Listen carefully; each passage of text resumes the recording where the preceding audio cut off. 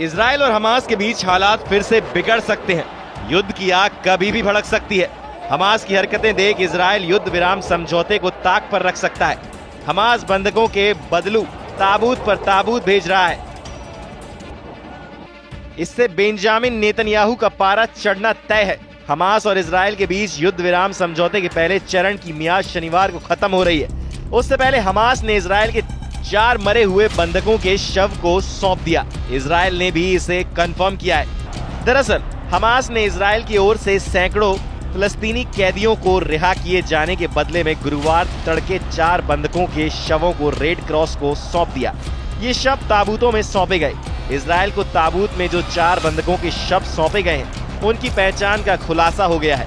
तसाची ईडान, इत्जाक एलगार्ड, ओहाद याहलोमी और शलोमो मंजूर के शव इजराइल पहुंच गए। ये चारों 7 अक्टूबर 2023 को हमास के नेतृत्व वाले हमले में बंदी बना लिए गए थे। ऐसे में सवाल उठ रहे हैं कि अब क्या करेंगे नेतन्याहू? बंधकों के बदले ताबूत पर ताबूत क्यों भेज रहा है हमास? संघर्ष विराम समझौते की मियाद खत्म होने से पहले क्यों भड़का हुआ है इजराइल?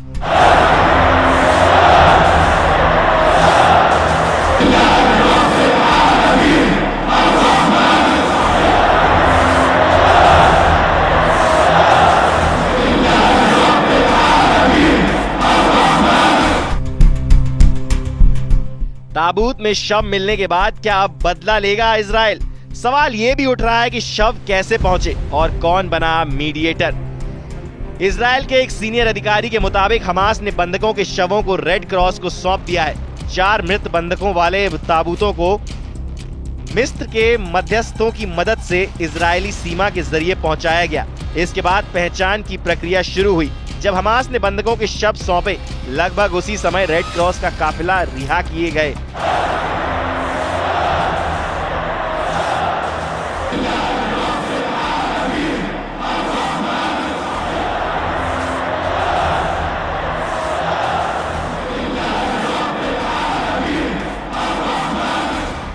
कई दर्जन फिलिस्तीनी कैदियों को लेकर इजराइल की ओफर जेल से निकला।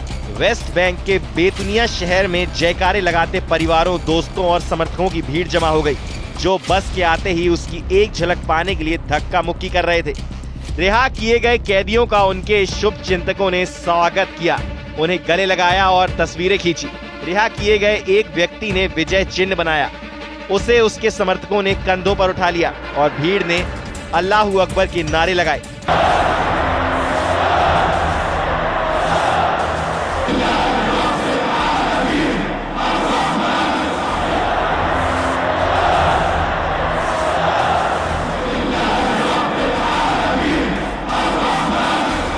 इन कैदियों में से कई को 7 अक्टूबर 2023 के हमलों के बाद हिरासत में लिया गया था और उन पर कभी कोई आरोप नहीं लगाया गया। इससे पहले इजराइल को शनिवार को 600 से अधिक फिलिस्तीनी कैदियों को रिहा करना था, मगर उसने उससे पहले कहा कि सैकड़ों फिलिस्तीनी कैदियों की रिहाई तब तक नहीं की जाएगी जब तक कि गाजा में बंधक बनाकर रखे गए और लोगों की रिहाई सुनिश्चित नहीं हो जाती।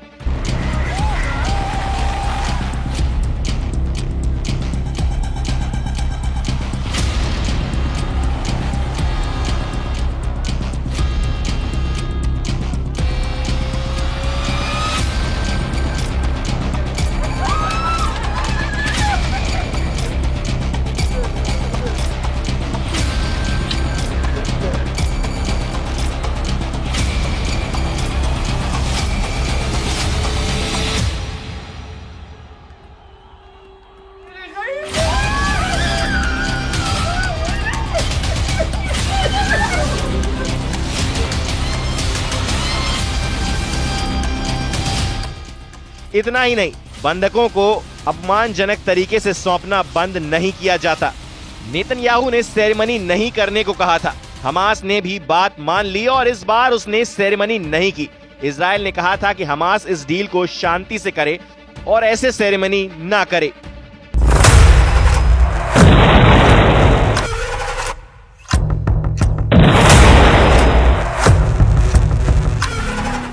इजराइल और हमास के बीच ये अदला बदली रात में एक नाजुक संघर्ष विराम समझौते के तहत हुई। इस अदला बदली से इजराइल और हमास के बीच 42 दिवसीय संघर्ष विराम के तहत आखिरी अदला बदली की शुरुआत हुई है। यह समझौता इस हफ्ते के अंत यानी शनिवार को खत्म हो जाएगा।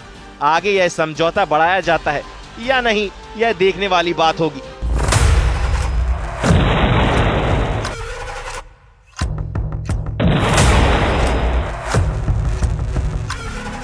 दोनों पक्षों को इस महीने की शुरुआत में युद्ध को स्थायी रूप से खत्म करने को लेकर बातचीत शुरू करनी थी, मगर यह स्पष्ट नहीं है कि क्या वे बातचीत शुरू हो गई है। हालांकि ताबूत देखकर इजराइल में गुस्से का माहौल है। इजराइल ने आखिर किस मजबूरी में ऐसा सौदा किया है, इस पर भी सवाल उठ रहे हैं। आखिर इजराइल ने 4 शवों के बदले इतने फिलिस्तीनियों को क्यों सौंपा, यह समझ से परे है। मगर इतना तय है कि नेतन्याहू का जब पारा चढ़ेगा तो इजराइल हमास से फिर से बदला लेगा। संघर्ष विराम समझौते के तहत गाजा में इजरायली युद्ध 19 जनवरी से बंद है और इस बीच कई चुनौतियां भी सामने आई। संघर्ष विराम का पहला चरण इस सप्ताह में समाप्त हो रहा है और इसके अगले चरण में युद्ध पर रोक लगाने की दिशा में बढ़ना था, लेकिन इस पर अब तक कुछ स्पष्ट नहीं है।